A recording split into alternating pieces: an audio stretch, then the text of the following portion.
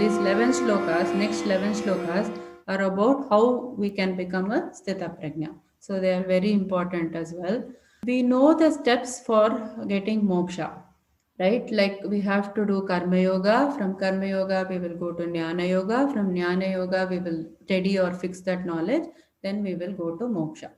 But now we will take one example as an analogy and we will see what actually happens in these phases.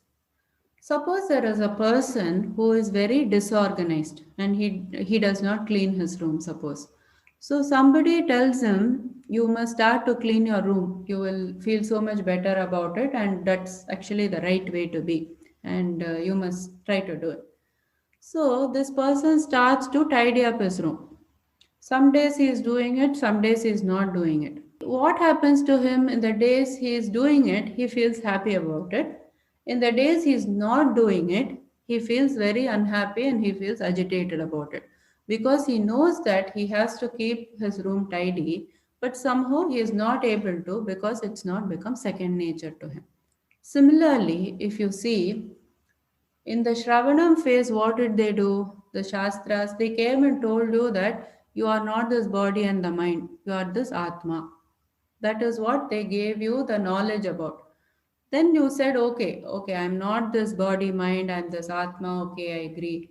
Then you went to the Mananam phase, right? And there you said, okay, you listened to more, maybe some explanation, discourse, and then you said, yes, I can agree. Yes, I am this Atma, I am not this body or mind, and this is the truth. But then what happened to you? Every day in life you went to this lecture or you heard something, you know that you are this Atma. You came out of the lecture, everything is gone. Then, now what has happened? When you didn't know you are the Atma, it was much more peaceful because you didn't know anything. It is fine. You were just carrying on with your life. Now, this complication that you are this Atma is also added to your life and you are not able to be in that state. Now, that is the most pitiable situation. You are neither here nor there. So this is the worst thing, like how the person wants to keep his room clean, but he is not able to do it. Similarly, we are all in that situation where we know that this is the truth and we know we have to be in that truth, but we are not able to do it because we keep swapping. When we are in that environment, we know everything. When we are not in that environment, that external world is taking over. So that is why that they have given this third step, which is known as the Nididhyasanam, where you have to sit and continuously practice that I am this Atma. Whatever you have learned, you must keep living it. Whatever is taught in the Karma Yoga, we must try to live it. So we have to come to that stage. So what happens, like for example, you go to a doctor, you have diabetes. So the doctor, what is he going to do? He say, okay, you have to take this medicine. Along with that medicine, what is he doing? He is going to give you a diet. He'll say, you should take less carbohydrate, you should eat less sugar. Now take this medicine and do this diet. You have to do two things, right? When you go to the doctor, you have to do two things if you have diabetes. Similarly, our Shastras are giving us the medicine, which is the Nididhyasanam. Then they are giving us the diet. What is the diet? We know these two words already. It is the Damaha and Shamaha. Damaha is the control of the senses and Shamaha is the control of the mind. So these two things is what Krishna is going to talk in these 11 shlokas. So now we are going to see what is Damaha. This shloka is giving a very beautiful example about Damaha, how we will control our senses. Yada samharate chayam कूर्मोऽङ्गानीव सर्वशः इन्द्रियाणीन्द्रियार्थेभ्यः तस्य प्रज्ञा प्रतिष्ठिता. Yada, when samharate, when he withdraws, okay, withdraw, cha, also I am. So this person, jnani, what does he do? Kurmaha angani iva sarvashaha. Kurmaha is this tortoise. Just like the tortoise, it withdraws its limbs or it withdraws its parts. Sarvashaha, altogether it withdraws. It doesn't withdraw just one hand or leg. So this tortoise has got 5 parts, the head and the 4 legs. So Whenever it sees this enemy, it will withdraw all its body parts inside its shell. Just like that, what does this jnani do? Indriyani. Indriyani is the senses. Indriya artebhyah. He will withdraw. Who is the enemy for the jnani? Is the sense objects. So he will withdraw all the senses from the sense objects. Tasya prajna pratishtita. So that person, this person we are talking about, who is able to withdraw the senses from the sense objects, just as a tortoise withdraws its body parts when there is danger, that person is said to be steady in consciousness. He is sthita prajna. His knowledge is fixed. So, does the tortoise withdraw at all times? It doesn't withdraw. Normally, when it is going, when there is no danger, it is acting normally. Only when there is danger, it withdraws not just one part of its body, it withdraws all its parts. That means all the five senses we have to withdraw. Five parts of the tortoise equal to the five senses we have. So here, very important for this nididhyasanam is that the mind will be peaceful. You have listened to Bhagavad Gita, you have contemplated on it, then you sit to meditate. If your mind is disturbed, you will not be able to meditate on what you have learned. In order to calm your mind, this shamaha and damaha are the diet that they are talking about. This damaha is talked about now initially. So we have to withdraw ourselves from this sense objects. Suppose you say, I'm getting distracted, I'm not able to read this Gita, this TV is going on. That means you must go to another place, switch off the TV or shut the room. That way, we must shut off these sense objects to get to a more steady and peaceful state of mind for us to be able to do this nididhyasana. The translation is one who is able to withdraw his senses from the sense objects, just as a tortoise withdraws its limbs within its shell, is firmly fixed in perfect consciousness. So next shloka. Next shloka is again about Damaha. So now this doubt is coming in our minds, or if it's not coming, we will instigate this doubt. You have to practice Damaha. Okay, I am a spiritual pursuant. I will practice Damaha. But what about the Jnani? Should he practice Damaha or he should not? What happens in that state? So now there are two things here. There are some sadhanas, right? Sadhana means we are doing some practices to get to the stage we want to get to. There are some sadhanas that will be discarded. For example, if we talk about mumukshutvam, which is the desire for liberation, when you get liberation, do you need the desire for liberation? Of course not. It will go away, right? When you get to the liberated stage, you will have no desire for liberation, obviously. That is goes to the wayside. But what happens in the case of Damaha? There are certain sadhanas that become what? That become the characteristics of that person. So when you are a spiritual pursuant, you are practicing this Damaha, and by practicing, when you are self-realized, it has become your characteristic, it has become your nature. That is what he is saying here in the shloka.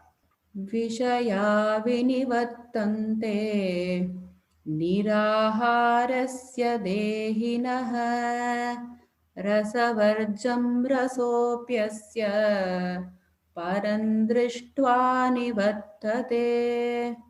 So he's saying here, Vishayaha vinivartante. Vishayaha means the objects of sense enjoyment.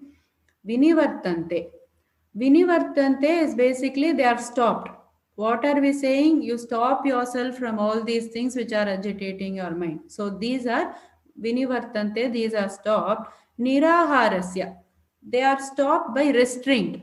First, initially, when you are in the initial stage, you are putting a restraint, like how you tell your child switch off the TV when you have to study. So we are putting a restraint there. Similarly, we have to put a restraint for ourselves by having negative restrictions. Dehinaha is, we saw in the first few shlokas, Dehinaha is the embodied person. Rasavarjam. So rasa varjam means giving up the taste. So what happens is, even though, like, when what we talked about is the difference between the diet and the fasting, right? In the dieting, what happens, the taste of this object continues even though you are not putting that laddu in your mouth. You wish you had put that laddu in your mouth. So that is the difference, that is the rasam, that is the taste, that it is not going from your mind. Oh, I saw this laddu, I couldn't eat today, I was dieting, I had to control myself, is what is your thought process there. So that similarly for us, when we are doing this taste is continuing because we put this restriction. Rasavarjam, rasaha api asya. For rasaha is the sense enjoyment, api also, asya his. Param drishtva nivartate. Param is he sees the far superior things.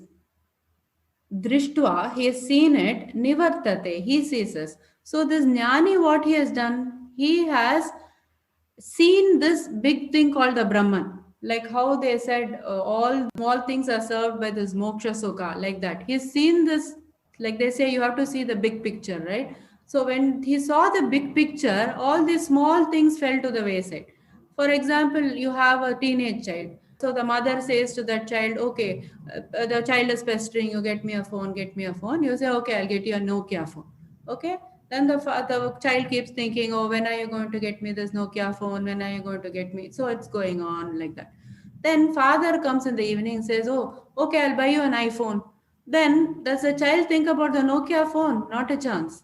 So gone to the iPhone, right? So like that, when our attention goes to these higher things, then the small things will not be there. The taste will not be there.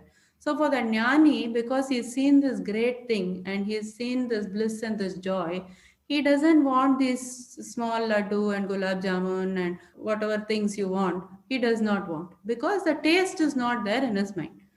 So that is why this has become a characteristic. Now the sense control for us is so restrictive and it is like controlling.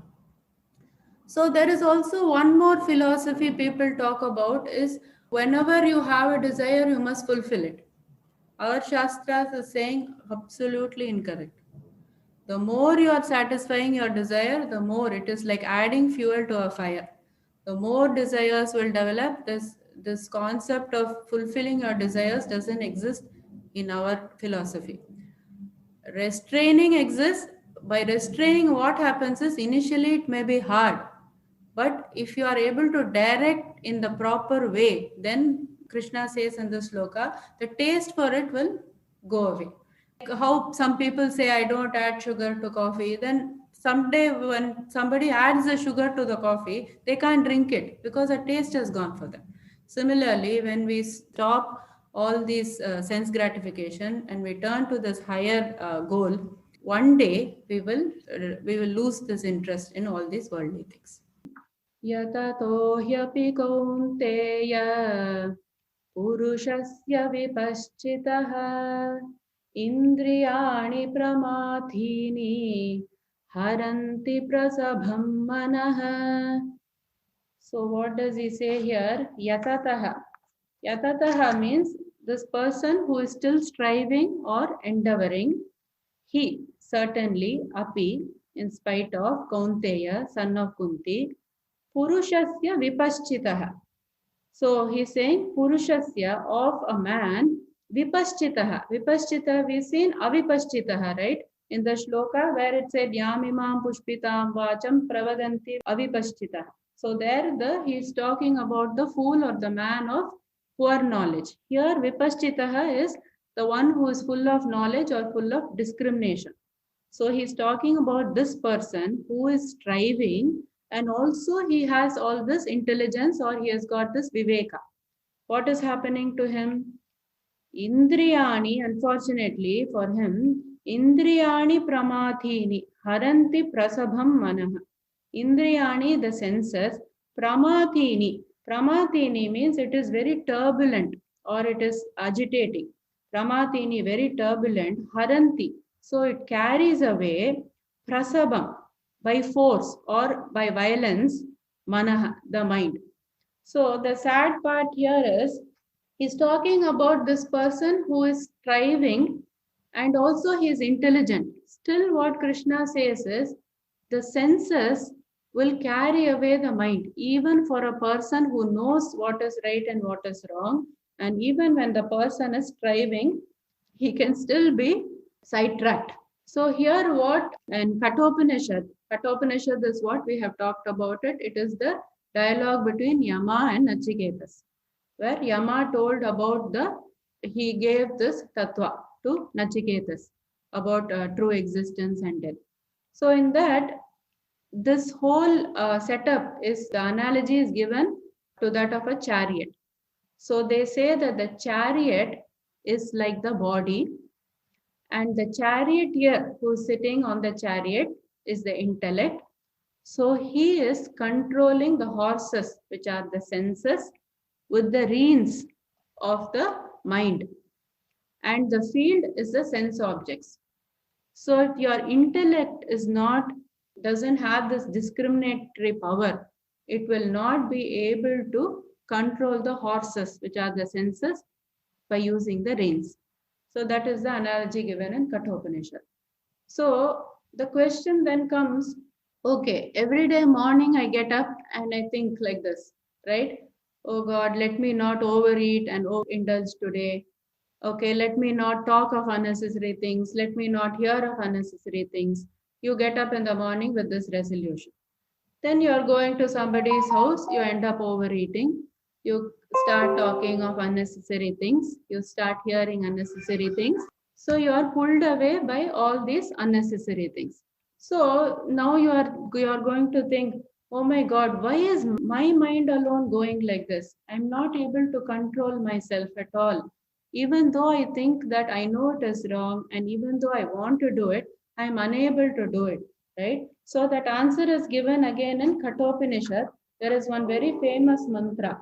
We will see the meaning of that mantra. It goes like this. Paranchikhani vyatrinat swayambhuhu tasmat parang pashyati nantaratman kaschid dhiraha pratyagatmanamaikshadavritta shakshura mritatva michan.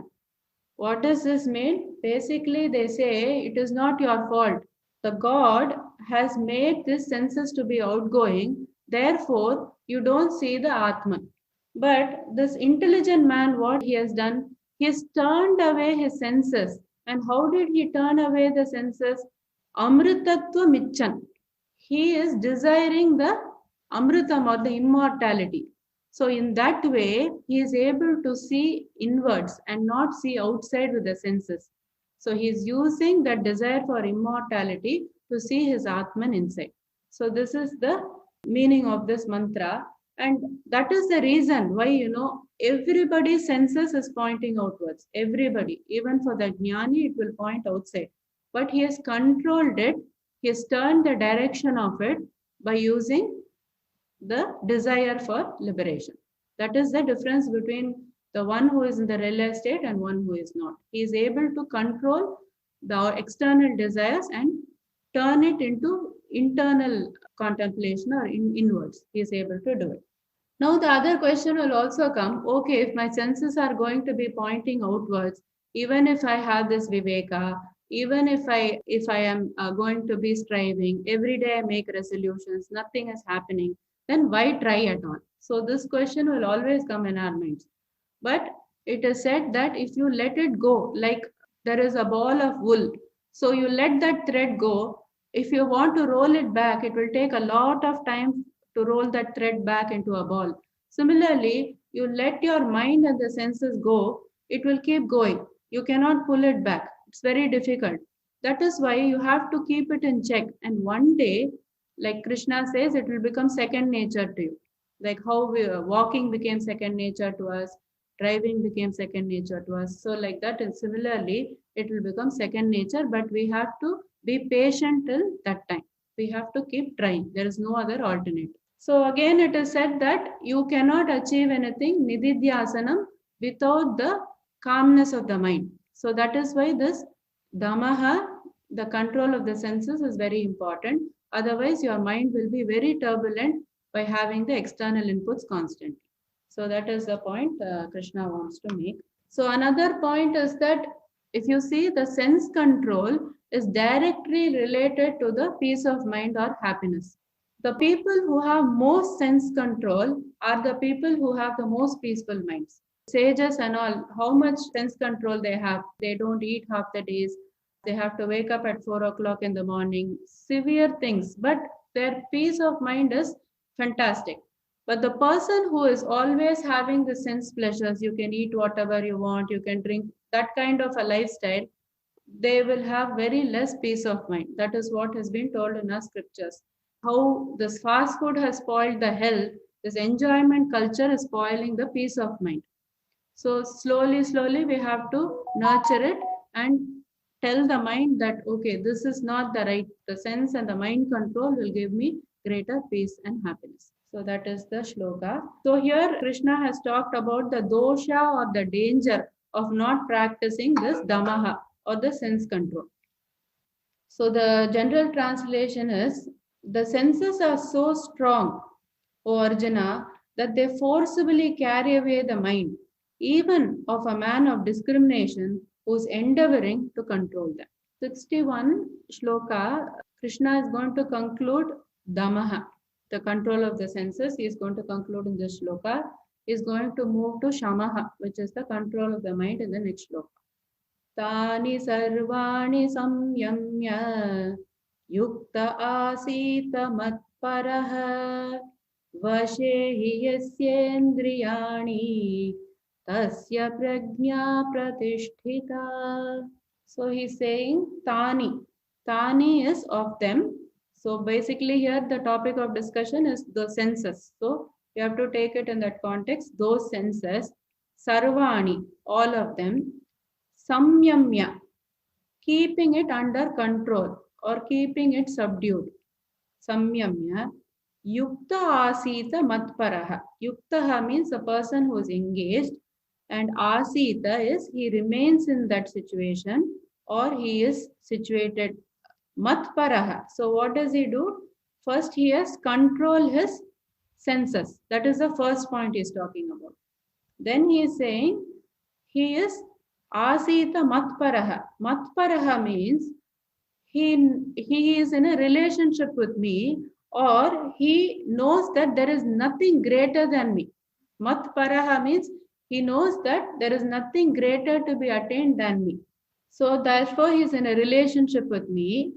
Vashehi yasya indriyani. Vashe means to subjugate, to control. Vashehi, certainly, yasya, one whose indriyani is the senses, tasya prajna pratishtita. For him, he has got this steady knowledge. His consciousness is steady. So what he is saying here is, we are going to look at shamaha in the next shloka, which is the control of the mind.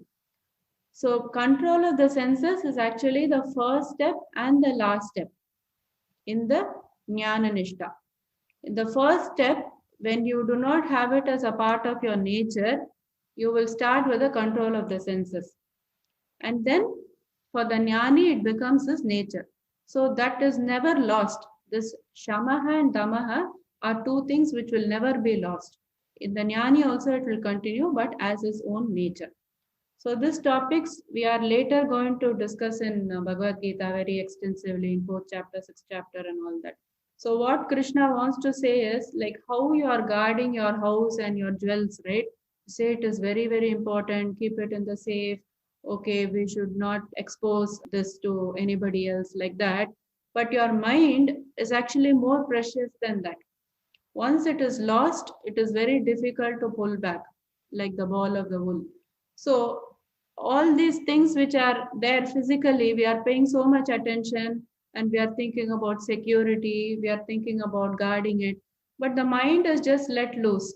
I can watch anything, I can talk about anything.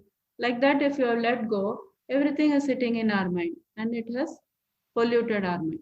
So that is why Krishna says, be very careful of this. Where are you exposed to? Be very careful because you have to guard your mind. It is very important. So the general translation is, one who restrains his senses keeping them under full control, and fixes his consciousness upon me, is known as a man of steady intelligence.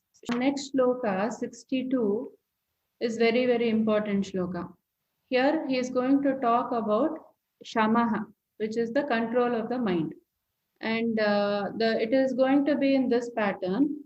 62 and 63 is going to talk about the bad consequences of not practicing shamaha or the mind control. 62 to 68 totally is going to talk about shamaha, but these two is going to talk about the bad consequences and he'll talk about the good consequences. And then 67 and 68 he'll conclude this topic and he will then again talk about the Sthita Prajna Lakshana. Before we go into the shloka, we will just go into a little bit of explanation. So the thing is, now first point we said that we need the control of the senses. Control of the senses, you are able to avoid certain things going in your mind.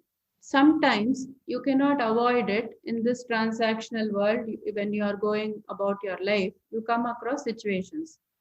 So all these things, you are not able to do the sense control. The first filter, you are doing it, but something is going inside. Then what happens to it? It goes and sits in your mind. Now, when it goes and sits in your mind, you suppose even you have said, okay, I'm going to meditate, I'm going to go to a quiet room, I'm going to switch off the TV, I'm going to switch off all the distractions. You sit in that room and you close your eyes. All the thoughts come. Somebody said this to me, or this happened to me, or I'm excited about tomorrow, it's my birthday. Whatever the thoughts may be, it still comes in your mind. So you think all the sense control I did, it has gone to waste. Now, what should I do? Because even though I try to control my senses, my mind has not stopped working. My mind is still producing thoughts and unnecessary thoughts. So Krishna is talking here like a psychologist, like he is going stage by stage. He is just telling you how you reach that point. So if you are able to catch it at one point, then we can avoid the whole situation. He is talking about 8 steps to destruction. Ashtanga Yoga is the 8 steps to Samadhi. But here, 8 steps to destruction is talking about. Very important shlokas, the 2 shlokas, 62 and 63. You have to read it together. We'll read it and then I will give one example. We'll go through an example and from there, we will go and see the shloka. Dhyayato vishayan pumsaha sangasteshu pajayate sangat sanjayate kamaha कामात् क्रोधोऽभिजायते क्रोधात् भवति सम्मोहः सम्मोहात् स्मृतिविभ्रमः स्मृतिभ्रंशात् बुद्धिनाशः बुद्धिनाशात् प्रणश्यति. Example we have to take is, I am in the office, okay, and the discussion about the holiday is starting. So somebody says, have you booked your holiday? And I say, no, I have not booked my holiday. Oh, okay. So where are you planning to go? So I say, we haven't planned anything yet.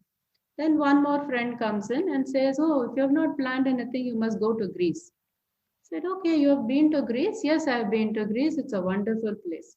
Then one more colleague comes in and she says, 2 years back we went to Greece. It was so nice, such beautiful weather, and the hotels are really nice. The kids have a lot of things to do, and so on. So, first phase, what happens is meditation on the object. So, 3 times I have listened to the word Greece. I go home, my daughter, I talk to her. Somebody suggested we have to go to Greece. And what do you think? She says, yes, my friends also have gone. We must definitely go to Greece this summer. So, first phase is what? Meditating on the object. 4 times I have listened to the word Greece itself. Okay. Then I go to the next stage. What is going to happen? I will go on the internet immediately and I will see hotels in Greece. Whenever I see those hotels in Greece, my mind just starts floating. Wow, they're so nice in the beaches. Everybody is lounging and it's such a relaxing environment. So I start to say to myself, how nice it will be to go to Greece. Okay, after I have had 3-4 times listening to this word Greece, then I have researched, and first my thought was how nice it will be to go to Greece. After some time, after 15 or 20 minutes, my mind goes to saying, I must go to Greece. I have to go to Greece. That is the second stage that is happening. Sangaha. Sangaha meaning you are after meditation, you feel that, oh, this is so nice. Oh my God, if I get that, how nice it is. That feeling is called Sangaha, Preeti. That is that association of how nice it will be when to I must go. I will only be happy if I go there. My thought process within 3 or 4 hours moved from just hearing about the word Greece to saying that I must go to Greece this summer. Okay, second stage I have. So second stage was Sangaha. Third stage was Kamaha. Kamaha was this desire where I said that I must go there. So it became stronger. This liking for that object became stronger, and it somehow it appeared to me that I must do it, otherwise I will not be happy. So that is Kamaha, and that is that binding desire that we talk about. Okay, so after that, what happens?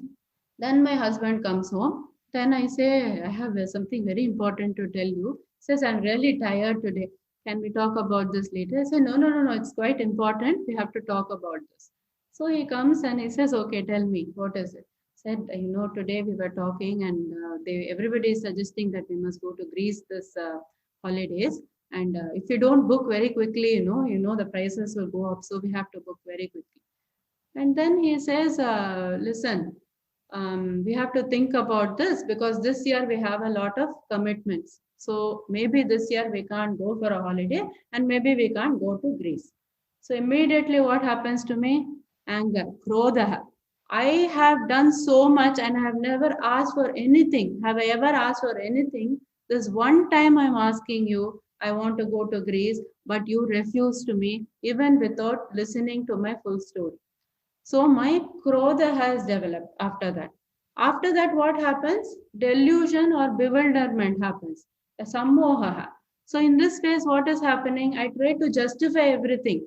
I behave as though I have fed 1,000 kids. I've taken care of 1,000 kids. I've taken care of this whole neighborhood. I have toiled day in and day out without a break.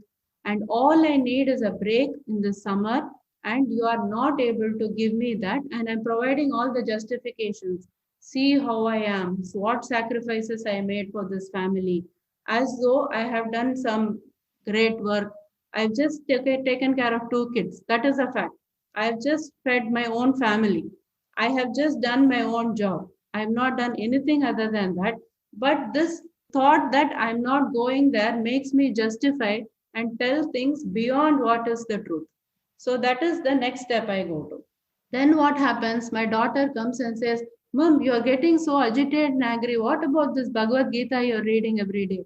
Every day you are reading, and today now you are fighting with that. Is this what is meant? And then I say, no. Bhagavad Gita is different. Now this is my life I'm talking about. It's got no relationship with Bhagavad Gita. That I will read in the evening.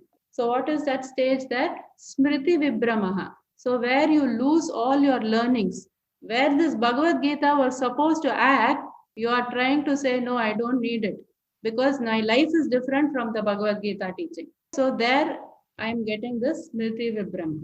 Then what happens? Buddhinasha. Because I have no Viveka at that point of time. I'm just trying to be very irrational. What is rational and irrational? I am unable to discriminate. Then what happens? Finally, pranashyati, destruction. Destruction of what? My own happiness and my family's happiness. So I said, I want to be happy. I want to go to Greece and be happy. But in the end, what happened? Whole happiness was destroyed. This whole day was destroyed. So what the goal itself I forgot. That is the destruction we talk about. So these 8 steps are told by Krishna. And it all started with one small discussion. Somebody just said something, you must go to Greece. And I developed it from there in 8 stages to get to the point of fighting with my husband and, being very sore and having a very, very unhappy day basically. So this is what Krishna is telling in this shloka, that stage by stage you are developing, recognize it. At least at one stage, if you realize, oh, I'm going through this stage, then you will become conscious. Okay, I should not. I should have taken some warning, at least from my daughter who said in the end, oh, what about this Bhagavad Gita? At least at that point, I could have calmed myself down. It didn't happen. That is why we must recognize what's happening within us. So that is what Krishna is telling. We'll go through the shloka and read the meanings. So the 8 stages. So dhyayataha vishayan pumsaha. Pumsaha is this person. Dhyayataha. So he is contemplating. Vishayan is the sense objects. So first stage 1 is what? Meditating on objects. Dhyayato vishayan. That is the stage. That starts with constant bombardment, like these advertisements, about things. Oh, that will be very nice. If you eat this, this will happen. If you drink this, that will happen. Like constant bombardment, you start to meditate on those objects. That is the first step. Dhyayato vishayan punsaha sangasteshu upajayate. Sangaha teshu upajayate. Sangaha means attachment. Attachment means, we said, it is like preeti. Preeti meaning enticing nature. If something entices you, that is called this, you develop this sangaha towards that. Sangaha teshu, in the sense, objects, upajayate. Upajayate means it develops or it arises. Then what happens? Sangat sanjayate kamaha. Sangat, from attachment, what happens? Sanjayate, develops. Kamaha. Kamaha is the desire. Desire, what did we say is kamaha? The binding desire. When you say, I must dash, dash, dash. Whenever you have this I must, that means it is binding. It will be nice to is different. I must do it means it is kamaha. Kamaha, kamat krodho bijayate. From that kamaha, what happens? Krodhaha. Krodhaha means it is anger. Abhijayate. It fully arises. So all these words are slightly different. Upajayate, sanjayate and abhijayate. There is a prefix. Upa, san and abhi are just showing little bit degrees. So when it comes to anger, he says it fully develops. Abhijayate is fully developed. It's full blown at that point. Then what happens? That is fourth step. So first was the meditation of the object. Dhyayato vishayam, association or attachment is sangaha. Then stage 3 is desire or kamaha. And stage 4 is krodhaha or anger. Stage 5, krodhat bhavati sammohaha. So from this krodha, from this anger, takes place sammohaha. That means confusion or delusion. That is 5 or sammoha. Stage 6, sammohat smriti vibhramaha. Sammohat, from this delusion, smriti vibhramaha means loss of memory. Loss of memory meaning loss of all these samskaras. Loss of all these learnings that you have. You are learning all these things. You are learning how to conduct ourselves in life. But at that point where it has to help us, it has to help us. Otherwise, no use. Then from this, smriti bhramsha buddhinashaha.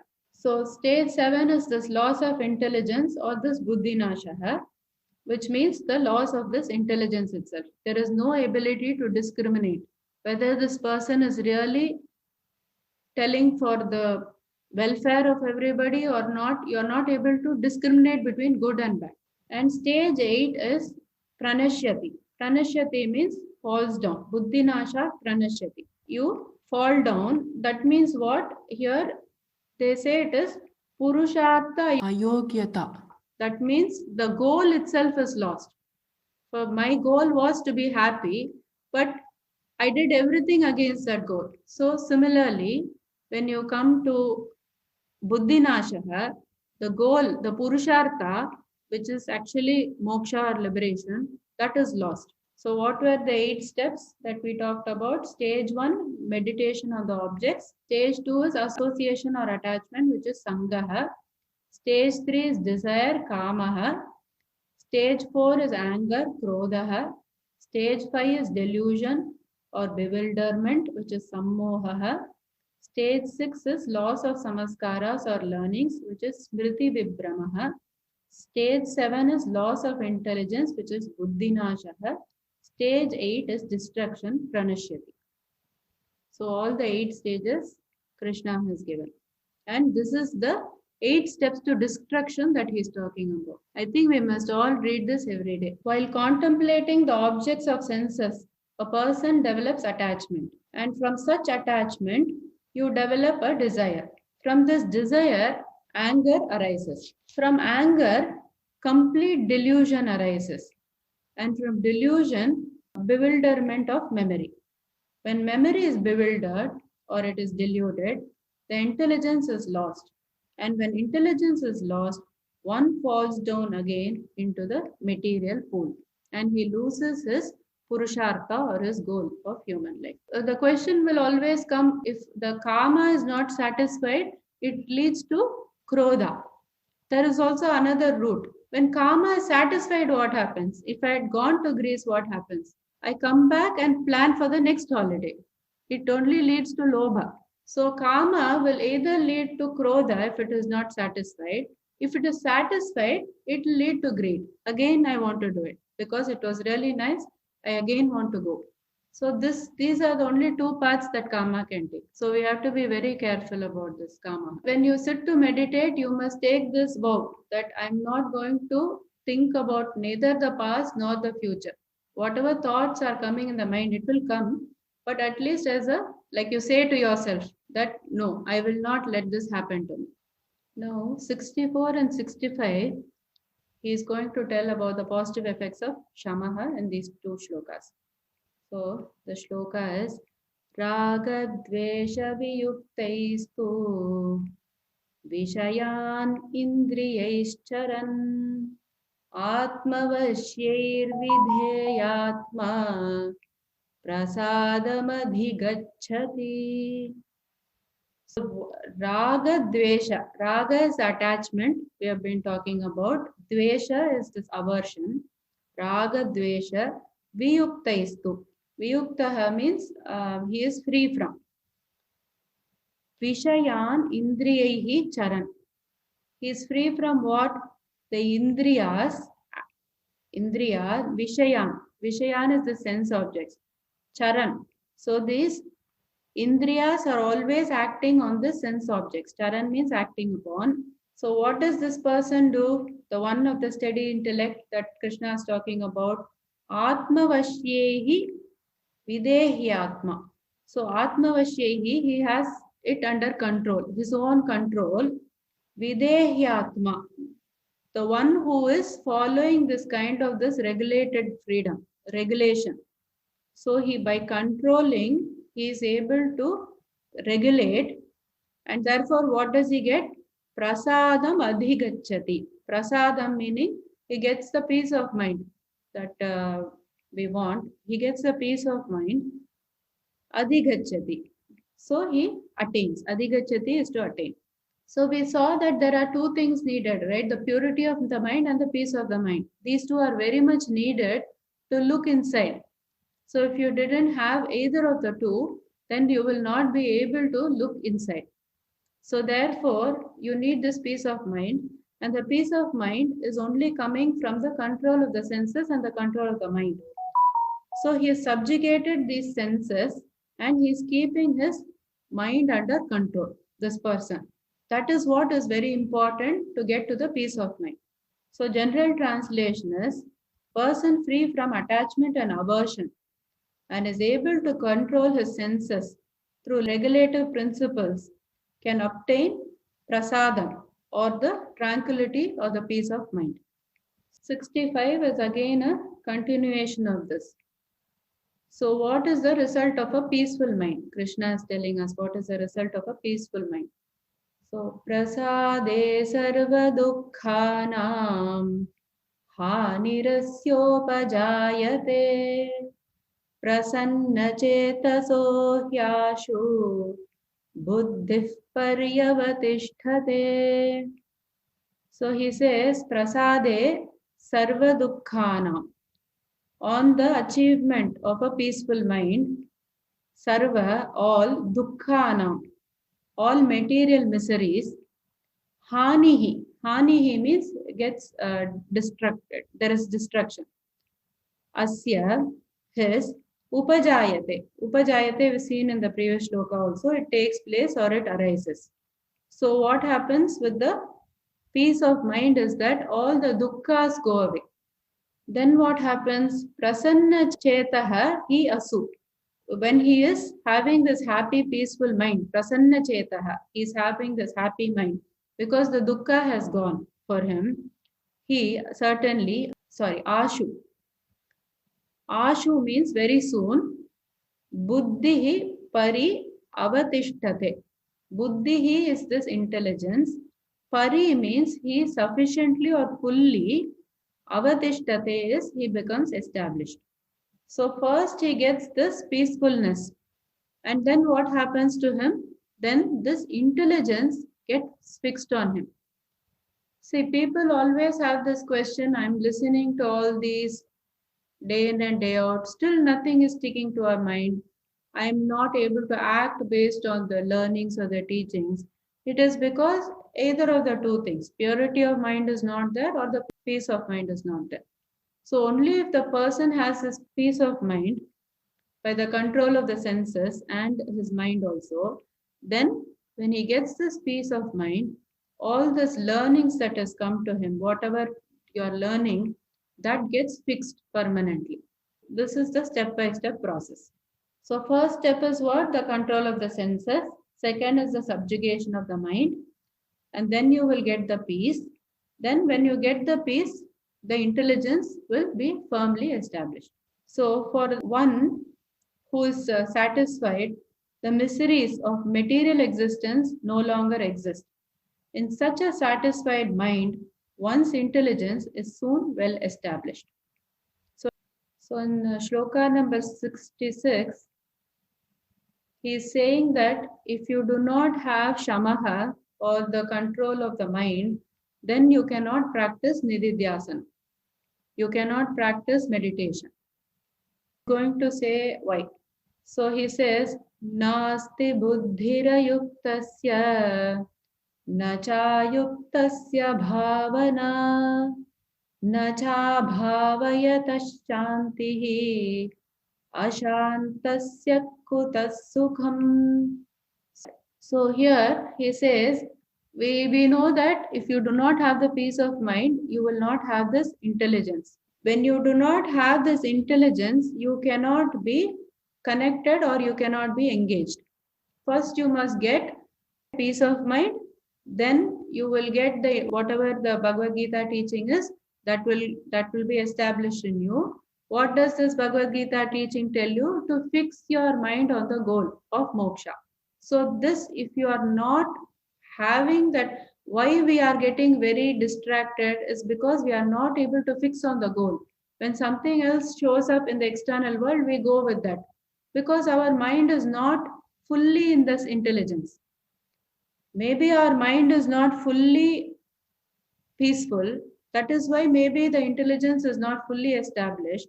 And because our intelligence is not fully established, we are not able to fix on that God or that Brahman that our scriptures want us to focus on to get the moksha. So when that does not happen, peace of mind does not happen, intelligence does not happen. When intelligence does not happen, you are not connected. Nacha yuktasya bhavana. So you will not have this fixed mind. When you are not engaged in that activity, you will not be having a fixed mind. Fixed mind meaning here they refer to as the nididhyasana. You will not be fixed in that intelligence. Nacha abhavayata shantihi. So now when you do not have when your mind is not fixed again, you will not have shanti or the peace. And then Ashantasya kutas sukham. Ashantasya, if you are not peaceful, then where is the happiness? So this is the general translation. But how it is interpreted, when there is no peace of mind, there is no knowledge. When there is no knowledge, your mind cannot fix. That is, you cannot do nididhyasana. When you do not do the nididhyasanam, then you do not have this uparati or the uparati, which means we want to remove these external objects and we want to keep again keeping the mind and the senses under our control. So that again becomes a problem for us because our mind is not fixed in nididhyasanam. Again, we are going towards the external world. So it has become like a loop for us because we don't have peace of mind. Our intelligence is not fixed. Because the intelligence is not fixed, we are not be able to be in nididhyasanam or meditation. Because we are not again in meditation, we are not able to again control our senses and our mind. And then finally, we do not have this nivritti or we do not have this moksha. So it all starts from this peace of mind. Indriyanam hi charatam yन्मनोनुविधीयते तदस्य हरति प्रज्ञां वायुर्नावमिवाम्भसि. So here he says, this is straightforward, the shloka. Indriyanam hi charatam. Indriyanam of the senses, he certainly charatam. It keeps moving or it keeps roaming. Yat, which manaha the mind, anuvidhiyate. Anuvidhiyate means it follows. So the sense objects are being followed by the senses. The senses are being followed by the mind. So the mind is following the senses and the senses is following the sense objects. So what happens then? That asya, his harati prajna. So what happens is prajna, which is the intelligence, harati, taken away. So it is being snatched by this mind, which was acting on the senses were acting on the sense objects. So it is taken away. So what is he saying? Basically is that, see, first time your intelligence will be very sharp. When you see that gulab jamun, for example, you have eaten in full stomach. So what happens is the first time your intelligence will tell you, you are in full stomach, don't eat it. So what that time what you say, one gulab jamun is not going to hurt me. Let me eat it and see. So the first day you're eating it. The next day what will happen? Again the intelligence will give a small hint. That time what you're saying, that day I ate, nothing happened to me really. So I'm going to eat it again. 10% your intelligence just mellows down. Then the next time it again says something that, oh, your stomach is full. Then what you say, oh, this is life. I have only one life. I have to enjoy it. So you will give some justification. And the fourth time, what will happen is it will stop talking. It will not prompt anything. So next time you are in full stomach, it will become a habit for you to go and eat that gulab jamun because your intelligence is not objecting at all. And it has become a habit. So the intelligence is what is very important because everybody's intelligence will be perfect. It will correctly guide, but we are not paying importance to it. And because the senses are carrying it away. So the first time intelligence is not taken over actually. Multiple repetitions of one thing leads to your intelligence being taken away. So you have to pay attention. Okay, the first time I did it, the second time, what did I do? The third time, what did I do? And how did I come to this stage where my intelligence didn't speak at all? So that is the point to be noted in the shloka. And then he says, he gives a very beautiful example here. Vayurnavam ivam bhasi. Vayuhu, the wind. Navam means the boat. Iva means like. Ambasi. Ambasi means the water. He says that this intelligence is being carried away just like the wind carries away the boat on the water. So the water is the life and the vayu is the senses taking away the boat, which is the intelligence. If you let it go, it just goes and it goes in the wrong direction. Like if you do not control it, if the boatman is not controlling the boat and let's say, okay, let the wind take me wherever it wants to, then he will end up in the wrong place. Just like that, the senses, like the wind, they will try to push you. With your intelligence, you can control the purpose of your life. Why Krishna is insisting is that don't let all the senses carry your intellect away. Because what is the purpose? Either you will go in the wrong direction or you will stay in the same place. In the Upanishad, it is said, Mrityosya mrityum gacchati. What happens is you go from death to death. That's all. In between, what you have done, nothing actually. You have just stayed in the same place. You have gone from one death to another death. Because you are swayed by all these senses and because you are so externally engaged and you didn't do anything towards your own goal in life, you are just going from death to death. Let that not happen to you. And this life has to be utilized, not surrendering to the senses, but having this intelligence of having the supreme goal as your moksha. So, general meaning, as a strong wind sweeps the boat away on the water, even one of the roaming senses on which the mind focuses can carry away a man's intelligence. So, the next shloka is also very straightforward. He is closing this topic here. In 67, he closed the topic of shamaha, which is the control of the mind, in this shloka, which we had just read. He closed that topic. And now he is going to close the topic of damaha, which is the control of the senses. So he is closing this topic. And again, in the next four shlokas, he is going to talk about the sthita prajna lakshanam, and this chapter will come to an end. So here he says, this is straightforward too. He says, Tasmadyasya mahabaho nigrihitani sarvashah indriyani indriyarthebhyah tasya prajna pratisthita. So what he is saying is, therefore, tasmat, he says, therefore, this therefore is very strong, therefore. He is trying to insist, therefore, please listen. Yasya Mahabaho. And he is using Mahabaho for Arjuna, which means very strong person, right? The one who is mighty and he is armed. So you are such a strong person, don't give in to all these temptation like that. It is a call like that. Nigrihitani sarvashaha. Nigraham means you curb it down. Sarvashaha, everything. What everything he means? Indriyani indriyarthebhyah. The senses, indriyarthebhyah means from the sense objects. Whoever has done that, tasya prajna pratisthita. So that person's intelligence is very stable or it is fixed. Therefore, O mighty armed Arjuna, one whose senses are restrained from their objects is certainly a man of steady intelligence. We will